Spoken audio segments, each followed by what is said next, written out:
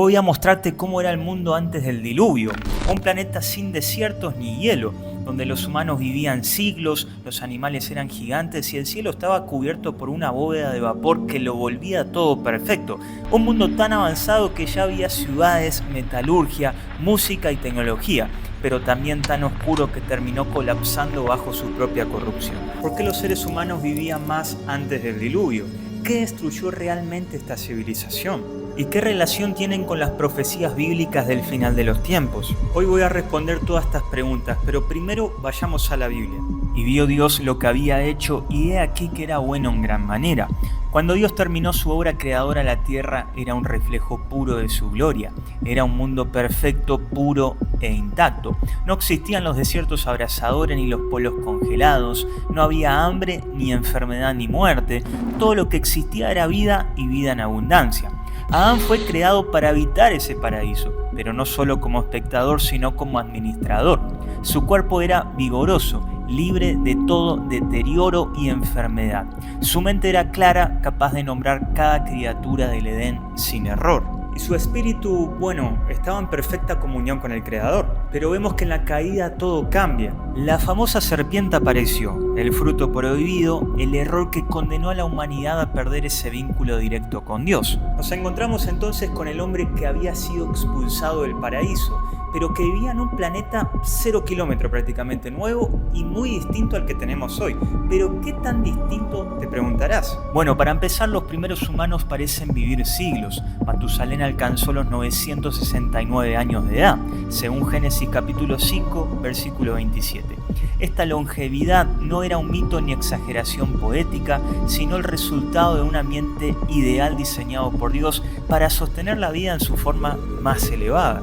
Según muchos estudiosos, este entorno estaba protegido por una densa capa de vapor mencionada en Génesis como el firmamento, y separó Dios las aguas que estaban bajo el firmamento de las aguas que estaban sobre el firmamento. Esta frase ha llevado a pensar que existía una bóveda acuosa suspendida en la atmósfera, una especie de domo celestial. Este escudo natural habría creado un efecto invernadero perfecto, con temperaturas suaves en todo el planeta, sin estaciones extremas, sin huracanes, sin desiertos. La Tierra estaba vestida de este clima tropical, protegida de la radiación y con altos niveles de oxígeno. Este entorno podría explicar la longevidad humana, pero también la existencia de animales e insectos gigantes, como los fósiles de libélulas de más de 70 centímetros, que se han encontrado en varias partes del mundo. Y había algo más, el ciclo del agua. La Biblia dice en Génesis 26 que subía de la tierra un vapor, el cual regaba toda la faz del suelo. Prácticamente no llovía porque no había necesidad de que llueva. La creación era regada desde abajo por una neblina constante, suave y precisa. No había sequías, tampoco tormentas. La naturaleza era una orquesta perfecta. Y así como muchos coinciden en que esta capa existió y permitió estas condiciones de vida perfectas, también coinciden en el que fue destruida en el diluvio. Génesis 7:11 menciona que fueron rotas todas las fuentes del gran abismo y se abrieron las cataratas de los cielos. Lo que alguna vez protegió la vida, hoy se derrumba con juicio. La tierra que fue llamada buena en gran manera comenzó a cambiar. Y si esto te está sorprendiendo, déjame decirte que es solo el principio, porque hasta ahora solo hablamos de la tierra. Pero ¿qué hay de los humanos? ¿Cómo se vivía en la época antes del diluvio universal? Bueno, la Biblia no presenta a los primeros humanos como seres primitivos o torpes, todo lo contrario. Desde los primeros capítulos de Génesis vemos a Adán, a Eva formando la primera organización, una familia. Y no solo eso, sino que mientras el tiempo avanza lo vemos formando ciudades. Y conoció Caín a su esposa, la cual concibió y dio a luz a Enoc, y edificó una ciudad a la que puso el nombre de su hijo Enoc, la primera ciudad registrada en la historia. Entendemos entonces que la civilización antediluviana era organizada, creativa y también avanzada en muchas áreas. De hecho, la genealogía de Génesis 4 menciona personajes como Jubal, el padre de los que habitan en tiendas y crían ganado, o sea, pionero en ganadería prácticamente. Jubal, el padre de todos los que tocan arpa y flauta, el fundador, diríamos, de la música como tal, y también tuvo al Caín, el forjador de toda herramienta de bronce, hierro, el primero en trabajar metales para crear herramientas y armas. ¿Qué es lo que implica todo esto? Bueno, que antes del diluvio ya existía la agricultura, la ganadería, el arte, la música y la metalúrgica. Herramientas complejas, instrumentos musicales, comercio, todo estaba en movimiento aún antes de que caiga el diluvio. En otras palabras, no hablamos de cavernícolas, hablamos de una civilización vibrante, pujante y avanzada. Una civilización que si hoy apareciera seguramente desafiaría muchas de nuestras ideas modernas sobre la evolución de la humanidad. Pero aunque la cultura antediluviana era buena en su exterior, tenía ciudades, talleres, música y todo esto espiritualmente se estaba cayendo a pedazos porque el conocimiento humano creció vertiginosamente, pero su corazón se alejó de Dios. Se construían ciudades, pero no para glorificar al Creador, sino para exaltar el nombre del ser humano. Se levantaban altares no de adoración, sino de idolatría y de orgullo. La música, la ciencia, el arte, todos dones originalmente dados por Dios comenzaron a ser corrompidos. Surgieron rituales paganos, prácticas ocultistas, corrupción sistemática en cada área de la sociedad. La violencia se volvió cotidiana a la arrogancia, el orgullo del hombre lo llevó a ocupar el lugar que solo debía pertenecerle a Dios. La creación seguía siendo perfecta como el lienzo original de Dios, pero la humanidad había elegido empezar a borronear todo eso, a pintar encima una historia de rebelión. El contraste entre la idea de Dios en el Edén y lo que estaba sucediendo en el mundo era muy diferente, era brutal. Y la verdad es que si miramos bien este mundo, bueno, se parece demasiado al nuestro. Tecnología sin temor de Dios, cultura sin moralidad, a veces en muchas áreas, pero una decadencia espiritual tremenda. Díganme si no estamos viviendo en los días de Noé ahora mismo. Y así, mientras la humanidad seguía edificando su propio reino, Dios describe lo que para mí es una de las frases más brutales de toda la Biblia. Génesis 6:5 dice: y vio Jehová que la maldad de los hombres era mucha en la tierra, y que todo designio de los pensamientos del corazón de ellos era continuo, solamente el mal. Y se arrepintió Jehová de haber hecho al hombre en la tierra, y le pesó en su corazón. Ahora lo que estoy a punto de revelarte es algo sin lugar a dudas polémico y controversial, por lo que te insto, te animo a que hagas lo que el apóstol Pablo dijo que hagas. Examina todo y retené lo bueno. Queda bajo tu criterio si tomás o dejás esta información. En este punto de la historia, la corrupción humana ya ha alcanzado niveles alarmantes, pero lo que estaba por ocurrir le iba a llevar a un punto no de retorno, porque antes de que Dios pronunciara que se había arrepentido de crear al ser humano, ocurrió una tragedia imperdonable. Vieron los hijos de Dios que las hijas de los hombres eran hermosas y tomaron para sí mujeres. Un grupo de seres celestiales conocido en las tradiciones antiguas como los vigilantes rompió los límites establecidos por Dios.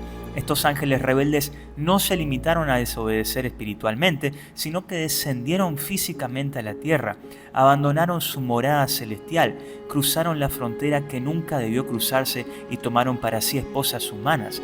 Y de esa unión prohibida surgió algo completamente antinatural: los Nefilim.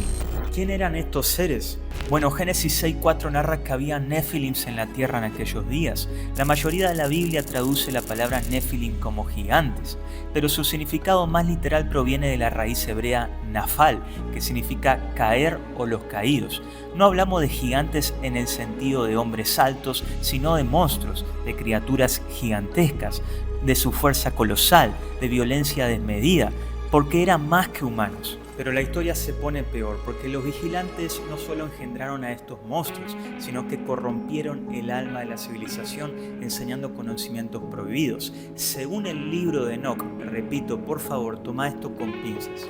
Ellos le revelaron secretos a la humanidad que Dios había reservado, como la fabricación de armas de guerra, la manipulación de metales y de piedras preciosas, el uso de cosméticos y la astrología. Le enseñaron el arte de matar, de codiciar, de seducir y de corromper, y también de rebelarse contra el cielo. Empezamos a entender un poco más por qué a Dios le dolía tanto haber creado al ser humano. Porque aunque en apariencia las sociedades florecían, su interior se llenaba de pactos con lo oculto, de violencia desenfrenada, de adoración a falsos dioses y de poderes que no venían de lo alto, sino de lo oscuro, de lo profundo. La creación entera, aquella que había sido llamada buena en gran manera, gemía bajo el peso de una contaminación que no solo era humana, sino también espiritual. El cielo había traicionado a la tierra hasta que en un momento Dios dijo: basta. La violencia, la arrogancia, el abuso, todo había llegado al límite y Dios se dolió mucho. Fue así que el Creador trazó un plan: destruir esta civilización corrompida y preservar para sí a un hombre y a su familia que adoraban al Señor y que no hacían lo malo. Hablamos por supuesto de Noé. Ahora Jesús dice algo interesante en Mateo 24. Comían, bebían, se casaban y se daban en casamiento hasta el día en que entró Noé en el arca. Ahí entendemos que la civilización antidiluviana, aún al borde de su autodestrucción, no sospechaba nada. La gente seguía con su vida normalmente: casamientos, fiestas, construcciones de ciudades, comercios, festivales, todo normal. Pero en el fondo, esta violencia, corrupción y desenfreno habían alcanzado un nivel tan impensado que habían sentenciado la suerte de esa sociedad. Y de vuelta, yo no sé si esto te parece algo similar a lo que estamos viviendo el día de hoy. Pero Noé halló gracia ante los ojos de Jehová, y dijo Dios a Noé: en fin de toda carne ha venido delante de mí, porque la tierra está llena de violencia a causa de ellos, y es aquí que yo los destruiré junto con la tierra. Y yo voy a enviar a un diluvio de agua sobre la tierra para destruir toda carne, y que haya espíritu de vida debajo del cielo, y todo lo que hay en la tierra morirá. Pero pensemos un momento en esto. Teniendo en cuenta el contexto, cómo era la tierra, un diluvio, sonaba una locura. Estamos hablando que no llovía, la humanidad jamás había visto caer agua del cielo. ¿Cómo se iban a imaginar siquiera que era posible que todo se inundara con agua de arriba, por ejemplo? Noé fue obediente y durante 120 años construyó el arca, y puedo verlo siendo fiel a Dios, siguiendo su misión por 120 años. Pero también puedo verlo siendo ridiculizado 120 años. Un diluvio, un juicio que hace un Dios invisible, lluvia. Si la tierra se riega sola, no seas ridículo. Pero Noé perseveró martillo tras martillo, y el arca no terminó siendo un bote más, sino una estructura monumental con más de 130 metros de largo, 22 de ancho y 13 de alto, capaz de alojar parejas de todos los animales terrestres, con espacio para provisiones por meses, una obra que solo puede explicarse por la intervención y la sabiduría de Dios. En el año 600 de la vida de Noé, en el mes segundo, a los 17 días del mes, fueron rotas todas las fuentes del gran abismo y las cataratas de los cielos fueron abiertas. De repente todo cambió. El cielo, que había sido siempre manso, se desgarró. El suelo que había alimentado generaciones se partió, y no hubo solo una lluvia, sino un juicio global, una catástrofe. Fuentes subterráneas que estallaron desde lo profundo. El firmamento se rompió y el agua se derramó como nunca antes. Todo lo que respiraba fuera de esa arca pereció. Los gigantes, los poderosos, los sabios, los ricos, los comunes, todos murieron. La civilización antidiluviana, aquella que parecía ser invencible, que era pujante y desarrolladora, fue barrida en horas, en días. Pero quiero que quede algo muy claro. Dios no envió el diluvio en un arrebato de ira, sino que fue el resultado inevitable de una corrupción que había alcanzado un límite de un proceso que ya llevaba un buen tiempo. Por eso incluso en medio de ese juicio, amigos, hubo gracia. El arca es un símbolo de salvación, es una promesa viva de que Dios siempre reserva un remanente, porque 8 personas tuvieron una nueva oportunidad, 8 personas trajeron una nueva humanidad. El arca no era solo madera brea, sino era algo más, una sombra profética de Cristo, el Salvador, porque había una sola puerta, y como dijo Jesús, yo soy la puerta. Porque el juicio caía afuera, pero adentro había vida. Como todos los que nos mantenemos en Jesús, tenemos vida eterna. Noé no salvó a su familia con obras, sino confiando en la instrucción de Dios. Y de la misma manera, no podemos ser salvos por lo que hagamos, sino por entrar en Cristo antes de que el juicio caiga. La historia de Noé se repite, como dijo Jesús, así como los días de Noé será la venida del Hijo del Hombre. Quiero resaltarte algo. Él no dijo parecido a los días de Noé o similar a algunos aspectos a los días de Noé. No. Él dijo que sería igual, así como los días de Noé. ¿Y qué es lo que eso caracterizaba? Bueno, la corrupción, la violencia, la mezcla perversa entre lo humano y lo divino, la negación de cualquier advertencia espiritual, la idolatría, el desenfreno, el placer. ¿Y hoy qué tan lejos estamos de eso? Yo creo que esta historia antidiluviana no es un cuento para niños, no es una mera leyenda, es un espejo al que nos acercamos y no vemos, porque mientras el mundo construye y avanza y se desarrolla, la puerta del arca está abierta. Cristo extiende su mano y dice: entren, porque va a venir ese día, va a venir el diluvio, va a venir el juicio y como ladrón en la noche llegará. No habrá otra oportunidad, no habrá un segundo aviso. Y te estarás preguntando cómo tenemos que hacer, Frank. Bueno, ser como Noé, caminar con Dios, aunque estemos solos, construir arcas, ser obedientes en lo que Él nos pide y no amar este mundo, recordando que todo va a desaparecer excepto nuestra vida en Jesucristo. Yo no sé a vos, pero a mí todo esto me hace surgir una nueva pregunta. ¿Cómo fue la historia completa del Génesis? Si vos también tenés esa duda, te invito a que le des clic a este video que te voy a dejar acá al costado.